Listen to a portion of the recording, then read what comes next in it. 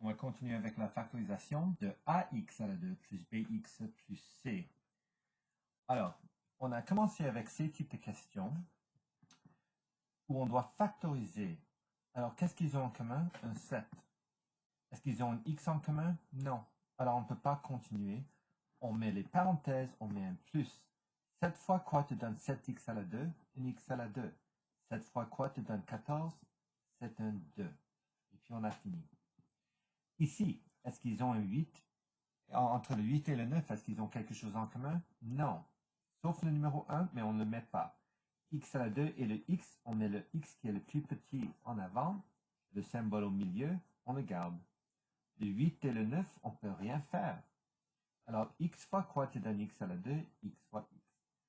Alors, est-ce que X fois moins 9 te donne moins 9X? Oui. Alors, on arrête. Prochaine question. Vous avez un trinôme. Et ce qu'il faut faire, c'est de commencer avec un tableau. Alors, j'ai besoin de deux nombres qui ajoutent à 10. C'est le nombre ici qu'on met là. Et puis, il y a un 1 invisible ici et on le multiplie avec le 24 et on le met là. Alors, 1 fois 24, c'est 24. Quels sont deux nombres que vous donnent un 10 et qui multiplient un 24? Alors, le nombre va être un 654. 654. Comment est-ce que j'ai eu ça? Je prends le 24. 1 fois 24, 2 fois 12, 3 fois 8, 4 fois 6. Est-ce que ça va ajouter à 10? 1 plus 24, c'est jamais un 10. 2 plus 12, ça pourrait marcher. Le 3 et 8, non. Et 4 et 6, oui, ça ajoute à 10. Et si je multiplie le 4 et le 6, ça va marcher. Alors, il faut savoir comment trouver les facteurs de 24. Puisqu'il y a le numéro 1 ici, je peux aller directement à la réponse finale. Et ça va être en utilisant ces deux facteurs, x plus 6, x plus 4. Cette question ici, on commence avec le tableau. Ça doit ajouter à un moins 5. C'est le nombre au milieu là. Et ça doit multiplier à moins 14. C'est moins 14 fois 1 te donne moins 14. Alors, quels sont les nombres? Alors, vous prenez le 14, c'est 1 fois 14 et un 2 fois 7. Qu'est-ce qui va ajouter à un 5? C'est un 2 et un 7. 2 et un 7. Mais 2 plus 7 n'est pas moins 5. Puisque c'est négatif, je sais que le nombre qui est le plus grand est négatif. Alors, est-ce que 2 plus un négatif 7 te donne moins 5? Oui. Et est-ce que 2 fois moins 7 te donne moins 14? Oui. Puisqu'il y a seulement le numéro 1 ici qui est invisible, vous pouvez aller directement à la réponse. Alors, c'est x plus 2 et puis x moins 7. Le problème, c'est ceci. Qu'est-ce qui se passe quand il y a un nombre devant le x à la 2 qui n'est pas un 1? Alors, dans ce cas, tu commences avec le tableau. Deux nombres qui ajoutent à 8 et qui multiplient à 3 fois 4. 3 fois 4, c'est un 12.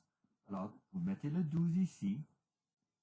1 fois 12, 2 fois 6, 3 fois 4. Lequel va ajouter à un 8? Le 2 et le 6. Mais est-ce qu'on peut aller directement à la réponse comme on a fait ici? Non, on ne peut pas. Et pourquoi? Parce qu'on a déjà le numéro 1 ici, ça va. Mais ici, il y a un 3. Alors, ce qu'il faut faire, c'est vous écrivez les deux nombres à la fin et en avant.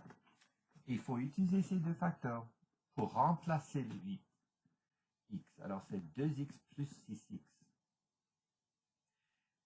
J'ai changé la question, mais j'ai seulement changé la forme. Est-ce que le 3x à la 2 est là? Oui. Est-ce que le plus 4 est là? Oui. Est-ce que 2x plus 6x te donne 8x? Oui. C'est la même chose.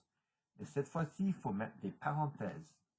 Après les parenthèses, il faut factoriser. Je factorise cela. Et voilà. Et qu'est-ce que je peux factoriser d'ici? Un 2. Qu'est-ce qui reste? 3x plus 2. La bonne chose avec cette méthode, c'est que vous pouvez vérifier en regardant ces deux nuages. Ces deux doivent être les mêmes. Vous n'avez pas de choix. Alors, vous enlevez ces deux, vous le factorisez, et puis, qu'est-ce qui reste? X plus 2. Ça, c'est la réponse finale. Prochaine question. Vous faites le tableau. Le nombre qui ajoute à 8 et qui multiplie à moins 20. Multipliez le moins 4 fois le 5 pour vous donner un moins 20.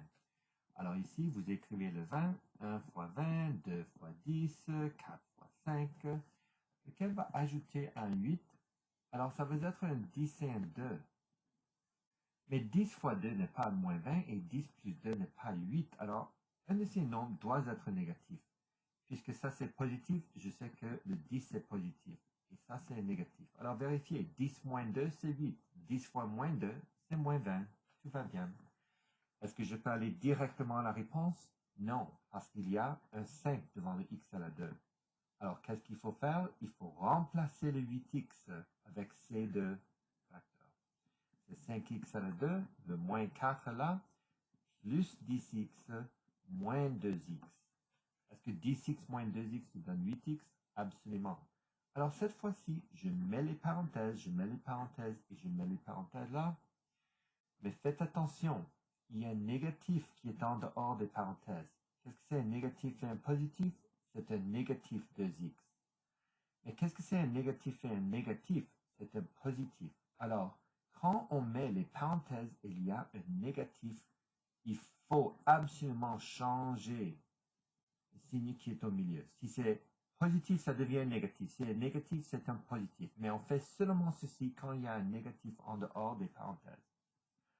Maintenant, je factorise un 5x ici. Qu'est-ce qui reste? X plus 2. Qu'est-ce que je factorise ici? Un 2. C'est x plus 2.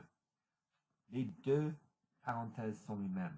Si je n'ai pas changé ceci, je vais avoir un x plus 2, x moins 2. Et c'est incorrect. Alors, j'enlève ces deux. X plus 2, je le factorise. Et qu'est-ce qui reste? 5x moins 2. Ça, c'est la réponse finale.